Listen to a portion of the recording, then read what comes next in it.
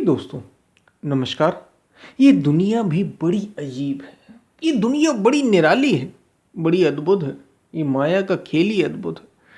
यहाँ आपने अक्सर वृद्ध जनों को, या हो सकता आप भी जिनमें से जो जवान हैं, जिनकी शादी हो गई और माता पिता बूढ़े हो चले या हो गए हैं, या और अधिक वृद्धावस्था में हैं, उनको उनके बच्चे या आस पड़ोस वाले बड़ा समझाते हैं कि भाई बूढ़े हो चले हो, अब तो तृष्णा त्यागो, भजन करो, मौज करो, तुम्हें कुछ करने की ज़रूरत क्या है, तुम चिंता क्यों करते हो, सब कुछ हो जाएगा।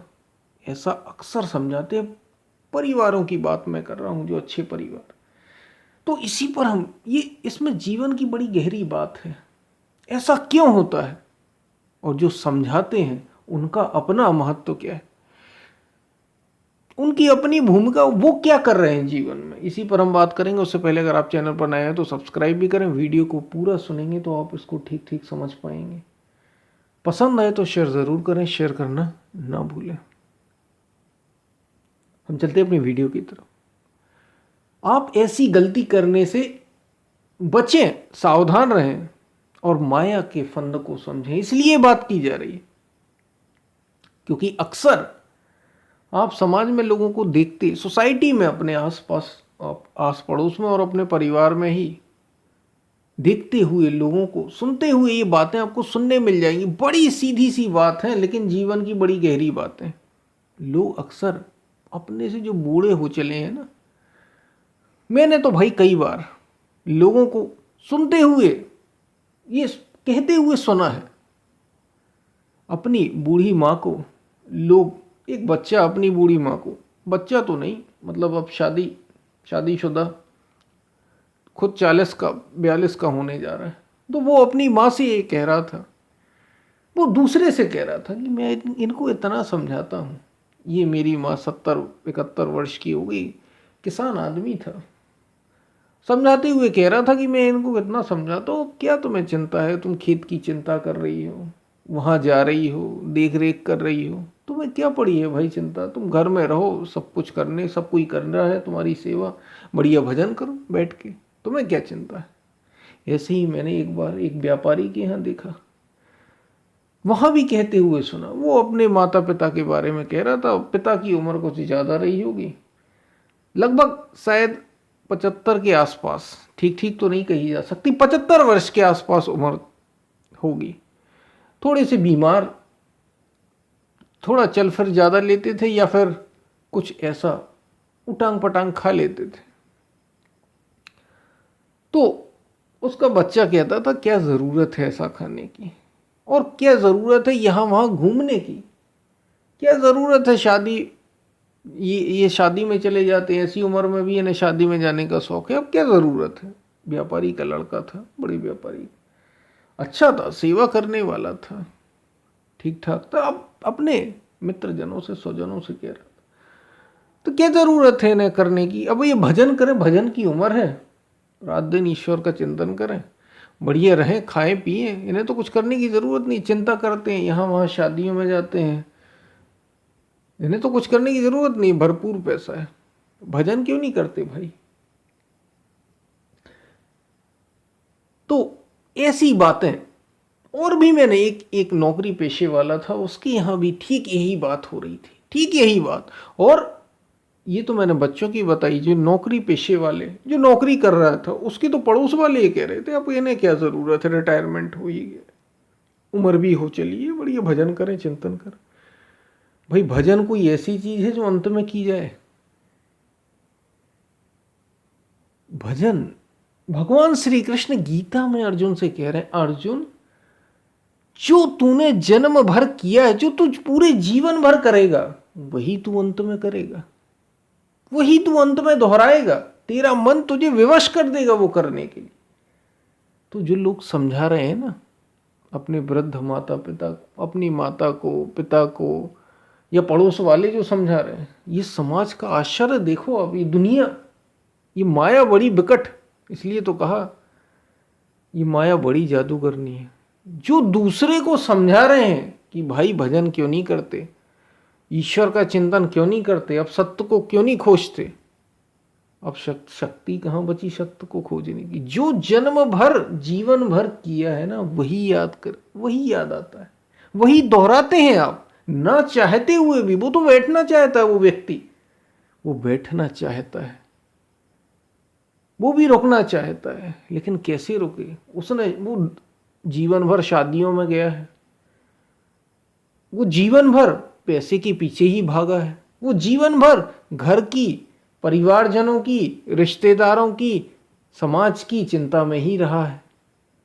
वो जीवन भर इस शरीर की चिंता में ही, इस शरीर के भोगों में ही लगा रहा है। तो वो भोग ही तो करेगा। जो जीवन भर करोगे वही मृत्यु के समय याद आएगा, वही अंत समय भी आप दोहराओगे। तो जो दूसरे को समझा रहे हैं, ये गीता में भगवान श्री कृष्ण अर्जुन से कह रहे हैं, अर्जुन जैसा मनुष्य पूरे जीवन भर करता है ना, वैसा ही मृत्यु के समय भी याद आता है उसे, वही उसे दोहराता है वो उसको। ये ऐसा नहीं होता कि आप पूरे जीवन भर कुछ और करें और अंत समय ईश्वर का नाम ले लें, ऐसा नहीं होता। और ये प्रमाण है, जो भगवान श्री कृष्ण ने जो गीता में कहा वो प्रमाण मिल रहा है। अब आप कह रहे हैं लोगों से, तो ये तो हो गई उनकी बात जो वृद्ध अवस्था में है, जो बूढ़े हो, लगभग 70, 75, 80, ऊर्जा नहीं बची शरीर में, ऐसे लोगों की बात। लेकिन जो अभी जवान है, जो समझा रहे हैं, जो दुनिया समझाने में लगी है युवाओं की, वो खुद क्या कर रही है? नशे में धुत है। खुद क्या कर रही है? शराब में, सिगरेट में, वासना में, धन कमाने में, नाम कमाने में, प्रमोशन पाने में दौड़ रही है। यानी वो खुद ही दौड़ रहा है कि अरे अभी हमारे तो दिन है। यही वो दिन है जिसमें तुम मुक्ति भी खोज सकते हो, और यही दिन है जिसमें तुम भोग भी भोग सकते हो। जवानी ही वो समय है ऊर्जा का। भजन के लिए बड़ी शक्ति चाहिए भाई, ये मुक्ति का मार्ग है। आप क्या सोचते हैं भजन इतनी आसानी से हो जाता है? उसमें बहुत शक्ति चाहिए, बहुत ऊर्जा चाहिए। कोई आपने महापुरुष ऐसा देखा या जिसके बारे में ऐसा सुना हो जिसने 90-95 वर्ष में भजन शुरू किया हो? अंत समय एकदम, जब वो एकदम मरने की कगार पे था, तब उसने भजन शुरू किया, वो मुक्त हो गया, फिर उसने मुक्त होकर जीवन जिया। अब क्या जीवन जिएगा? वो मरने की कगार पर ही था। जिनने भी खोजा, जिनने भी जीवन को जिया, वो अभी जिए। वे बुद्ध हो, महावीर हो, राम हो, कृष्ण हो, आदि शंकराचार्य हो, मीराबाई हो, कबीर हो, नानक हो, जिनको भी देखोगे सब इसी अवस्था में थे। कोई 25 वर्ष, कोई 10 वर्ष, कोई 20 वर्ष, कोई 30 वर्ष, 40 वर्ष, इसी उम्र में आपको साधन भजन सत्संग में लगे हुए मिलेंगे। कोई ऐसा नहीं रहा जो 90 वर्ष में जिसने साधना शुरू की होगी, हाँ अब साधना करना है कुछ। अंत समय ऊर्जा ही नहीं रहती। यही समय है भोगों को भोग लो, यही समय है योग को जीवन में उतार लो। यही समय है। ऊर्जा जिस समय होगी उस समय ही तुम कुछ कर पाओगे, और जीवन फिर आनंद होकर जियोगे। ऐसा जीवन जो संसार, समस्या क्या है, क्या जरूरत है हम योग का जीवन जिए? क्या जरूरत है हमें योग के जीवन को जीने की? इसलिए क्योंकि योग का जीवन आनंद से भरा होगा, सुख दुख से परे जीवन को जी पाओगे आप। इसलिए इस जीवन की इतनी जरूरत, क्योंकि सुख दुख तो जीवन, कोई ऐसा नहीं रहा जो सुख दुख से बचा रहा हो जीवन में। सुख दुख सबके जीवन में आते हैं। सुख दुख इस संसार में सब काहू को होए, ज्ञानी काटे ज्ञानते, अज्ञानी काटे रोए। सुख दुख इस संसार में, यानी इस संसार में सुख और दुख हर किसी को होते हैं। ज्ञानी की बात यह है कि वो ज्ञान से इनको काट देता है। ज्ञान से, जो भक्त है वो अपने भजन से, सत्संग से, साधना से इनको काट देता है। और जो अज्ञानी है वो रोके काटता है। काटते तो दोनों ही हैं। जब जीवन में दुख आता है तो क्या ऐसा होता है कि किसी दुखी व्यक्ति का दुख जाता ही ना हो? उसका भी जाता है जो दुखी है, और उसका भी जाता है जो दुख से प्रभावित नहीं होता। फर्क बस इतना है कि वो ज्ञान से उसको काट रहा है और ये रोकर काट रहा है। काट दोनों ही रहे हैं।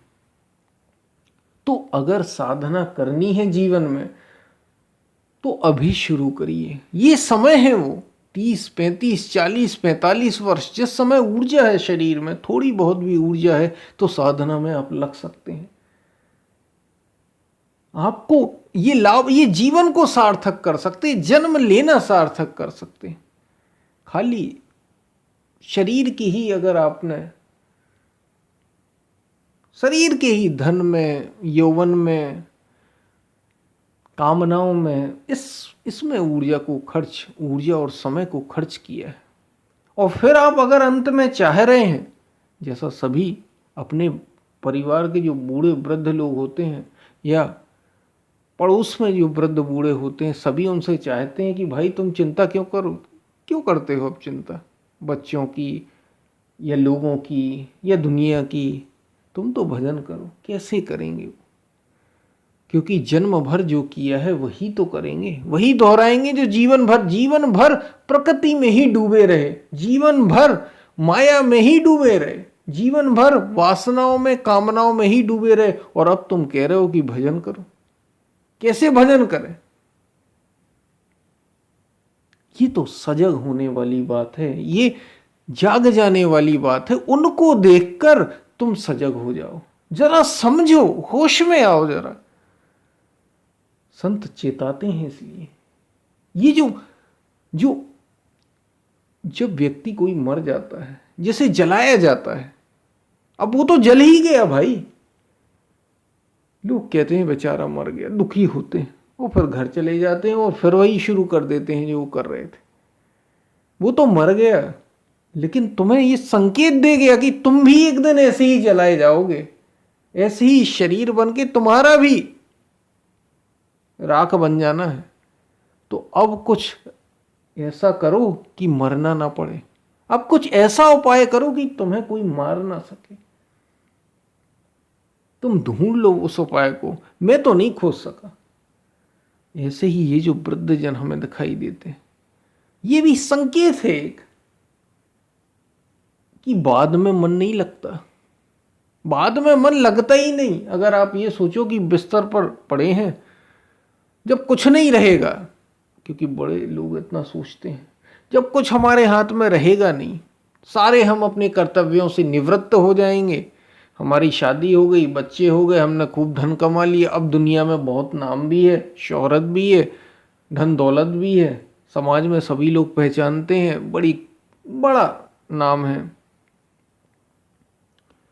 सब कुछ है, बच्चों की भी शादी हो गई, फुर्सत हो गए अब एकदम। अब हम बैठ के भजन करेंगे।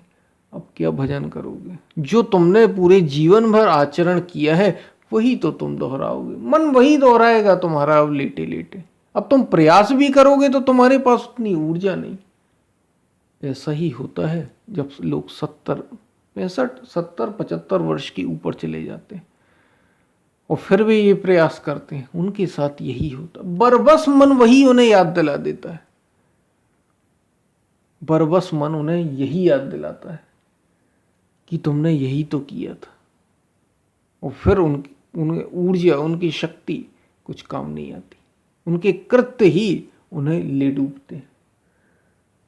तो भाग्यशाली हैं वे जो अपनी जवानी में,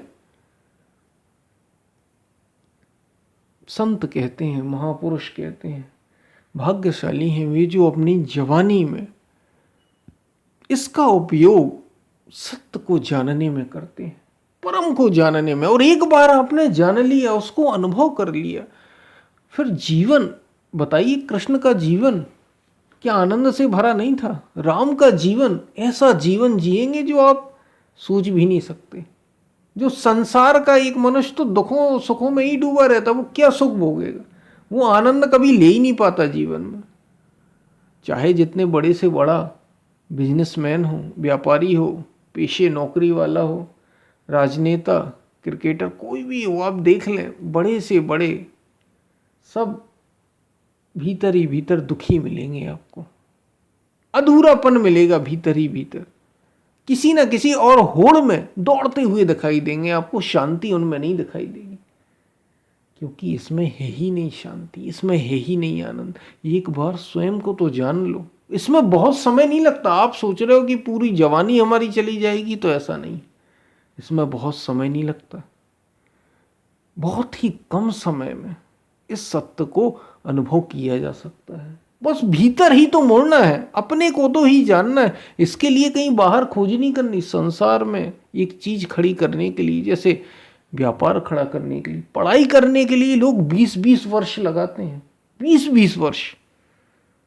5 वर्ष की उम्र से पढ़ाई शुरू हो जाती है और 25 वर्ष तक चलती है, किसी किसी की तो 30-35 वर्ष तक चलती है। 20-25 वर्ष, और वो भी संसार के लिए आप देते हैं, और एकदम ऐसे देते हैं कि जैसे सब कुछ ही हो रहा। ऐसी विद्या, असली ऐसी विद्या जो केवल माया की है, जो संसार की है, जो धन के लिए है, उसमें इतना समय लोग देते हैं। अरे उस विद्या में समय दीजिए जो आपको मुक्त ही कर देगी, जो सारा रहस्य उजागर कर देगी इस अस्तित्व का, इस सत्य का। सा विद्या या विमुक्ते, विद्या वह है जो मुक्ति दे, और वही विद्या ब्रह्म विद्या है, जो सभी विद्याओं की जननी है, जो सभी विद्याओं में श्रेष्ठ है। तो इसको वृद्धावस्था में या बुढ़ापे में भजन करने से कोई सार नहीं। बुढ़ापे में भजन करने का कोई अर्थ नहीं। जो जवान है उन्हें अभी करना चाहिए, और जो बूढ़े हैं उन्हें भी समय तो नहीं गंवाना चाहिए। मौका भले ही कुछ समय ही बचा क्यों ना हो, लग जाना चाहिए, क्योंकि इसमें बहुत समय नहीं लगता। तो ये बातें आपको समझ में आई होंगी। तो दूसरे को कहने से पहले, जब हम दूसरों को कहते हैं, दूसरों के बारे में ये बातें करते हैं, तो ज़रा अपने ऊपर देखना कि आप क्या कर रहे हैं। क्या आप समय साधना सत्संग में दे रहे हैं या नहीं दे रहे हैं? क्योंकि जो जीवन भर करोगे वही अंत समय भी दोहराओगे। इसलिए जीवन सत्संग, साधना, भजन, ईश्वर चिंतन, अपने को जानने में, सत्य की खोज में लगाइए। बाकी सब करिए, लेकिन इसमें भी समय ज़रूर दीजिए। बाकी सब अगर आप चाहते हैं तो ज़रूर करना, और अगर आप ये समझ गए कि सबसे कीमती काम तो ये है, पहले इसे कर लेते हैं, तो पहले इसे कर लेना। बाकी सब तो करते ही आए हो हमेशा। तो हम फिर मिलते हैं, तब तक के लिए धन्यवाद।